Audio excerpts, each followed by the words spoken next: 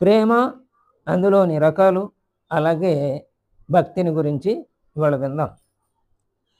స్త్రీపై గల ప్రేమని మోహం అంటారు. అలాగే ధనంపై గల ప్రేమని లోభం అంటారు. అలాగే దీనులపై గల ప్రేమని దయ అంటారు. పిల్లలపై గల ప్రేమనేమో వాత్సల్యం అంటారు. అలాగే దేహముపై గల ప్రేమని అభిమానము అంటారు. అలాగే వస్తువులపై గల ప్రేమని మమకారము అంటారు.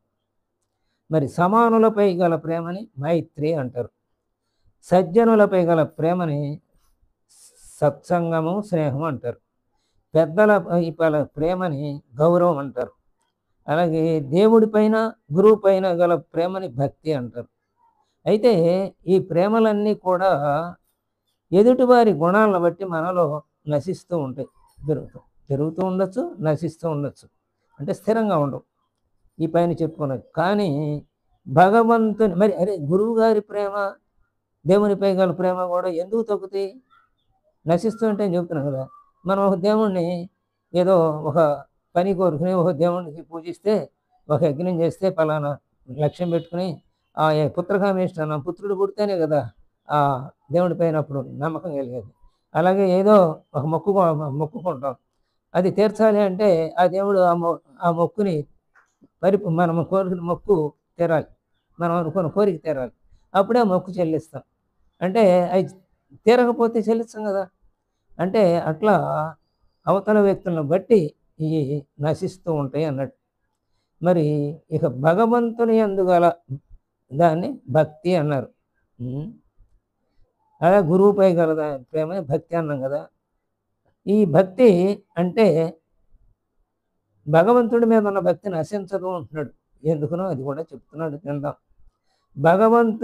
భక్తి అంటే ఏమిటి? ఒక విగ్రహాన్ని ఎదుటిగా పెట్టుకొని పూజించడం అన్నమాట. అందుకనే ప్రతి భక్తుడు, అందుకనే తాను మేనుగాక తాను అయ్యి ఉండటమే భక్తి స్వరూపం అని మనం భక్తి యోగంలో 12వ అధ్యాయంలో తెలుసుకున్నాం. అంటే తన హృదయంలో పూర్తిగా ఏ భగవంతుడు ఏ రూపాన్ని ధ్యానిస్తున్నాడో ఆ రూపం పూర్తిగా అతని మనసంతా ఆక్రమించడం అనమాట. అది తప్ప అన్యమేమి ఉండదు అతని మనసులో. అందుకనే తాను మేను కాక తాను అయ్యి ఉండుటయే, తను మేనుగాను అంటే ఇదే శరీరం నేను కాదు అనుకుంటాడు. ఆ పరమాత్మకి అంకితం చేశాడు కాబట్టి తన మనస్సుని, అంటే తన హృదయాన్ని. ఇక అది తప్ప తన శరీరాన్ని గురించి కూడా పట్టించుకోడు, అక్కడ పక్క వాటిని గురించి కూడా పట్టించుకోడు. అట్లాంటి భక్తి ఉంటే ఆ భక్తి నశించదనమాట. భక్తి అంటే విగ్రహాన్ని పెట్టుకుని ఎదుటిగా దాన్ని పూజించడం, విగ్రహం. ఇక జ్ఞానం అంటే భక్తి తర్వాత జ్ఞానం కదా. ఆ జ్ఞానం అంటే విగ్రహములోని దేవుడు నాలోనూ ఉన్నాడు, నేనే దేవుణ్ణి అనుకోవటం జ్ఞానం. అలాగే తన నిజస్వరూపాన్ని చూచుచుండటయే అసలైన భక్తి. నిజస్వరూపం అంటే తన నిజస్వరూపం ఏది?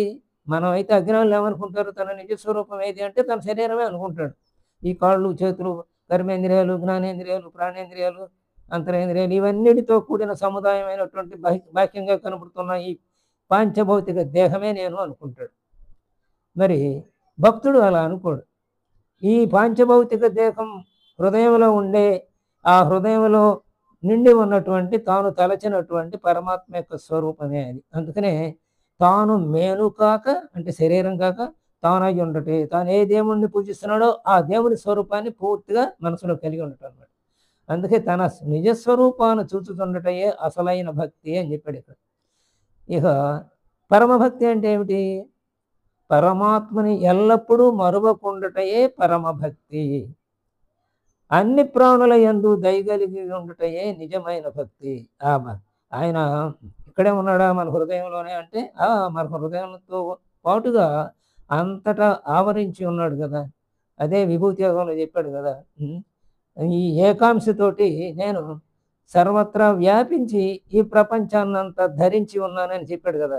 కాబట్టి అన్ని ప్రాణుల యందు ఆయనే ఉన్నాడు కాబట్టి అన్ని ప్రాణుల యందు దయగలిగి ఉండాలి. అది నిజమైన భక్తి. భక్తి కంటే గొప్పది ఇంకేమిటంటే ప్రేమ. ప్రేమ కంటే జ్ఞాన వైరాగ్యాలు గొప్పవి. ఇక దానికంటే కూడా సజ్జనులతో స్నేహం చేయటం ఇంకా గొప్పది. అంటే సత్సంగము కంటే ఇంకెవరు? గురువు గొప్పవాడు. అలా ఒకదానికంటే ఒకటి, ఒకదానికంటే ఒకటి గొప్పదేదో చెప్తున్నారు. అందుకనే గురువు అన్నిటికంటే గొప్పవాడు కాబట్టి, ఆ గురువునే త్రిమూర్తి స్వరూపంగా బ్రహ్మ బ్రహ్మ అదే గురుర్బ్రహ్మ, గురుర్విష్ణుర్, గురుదేవో మహేశ్వరః, గురు సాక్షాత్ పరబ్రహ్మ తస్మై శ్రీ గురవే నమః అని. గురువు, దేవుడు ఇద్దరు కనపడితే నువ్వెవరికి ముందు నమస్కారం చేస్తావంటే నేను గురువుకే. ఎందుకంటే ఆ దేవుడిని చూపించిన వాడు గురువే కాబట్టి ఆయనకు ముందు కృతజ్ఞత తెలిపి తర్వాత దేవుడిని చూస్తాను అన్నాడు నిజమైన జ్ఞాని. కాబట్టి ఇక అన్నిటికంటే గొప్పదేమిటంటే ఫలాపేక్ష లేని భక్తి అన్నిటికన్నా గొప్పది. అందుకనే భక్తుల్లో రకాలు మనం చెప్పుకున్నాం కదా చాలాసార్లు. సాత్విక భక్తి, రాజసిక భక్తి, తామసిక భక్తి అని మూడింటిని చెప్పుకున్నాం. ఆ మూడింటి కాబట్టి ఈ మూడింటిలో కూడా కొంత స్వార్థం ఉంది. సాత్విక భక్తిలో కూడా స్వార్థం ఏమిటి అంటే తన పాప పరిహారార్థం పనులు చేయటం. ఇక ఫలాపేక్ష లేని ఏదీ కోరకుండా అనన్య చింతయంతో మాం ఏ జనా పర్యుపాసతే తేషాం నిత్యామి యుక్తానాం యోగక్షేమం వహామ్యహం. భక్తి అన్నిటికంటే గొప్పదని చెప్పుకున్నాం కదా. అంటే ఆ భక్తి పరాకాష్ట ఏమిటంటే కోరిక లేని భక్తి, అంటే ఫలాపేక్ష లేని భక్తి అన్నిటికన్నా గొప్పదని చెప్పుకున్నాం.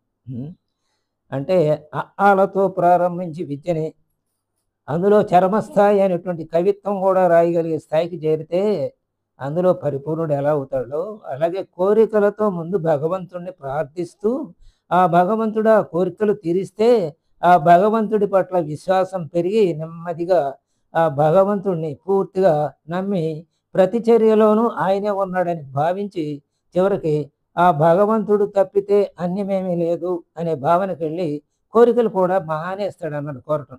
ఇక భగవంతుడిని పూజించడమే, భగవంతుడిని మనసులో పెట్టుకోవటమే లక్ష్యంగా ఎంచుతాడు. అదే ఫలాపేక్ష లేని భక్తి. అది అన్నిటికంటే గొప్పదని చివరికి మనం తెలుసుకున్నాం.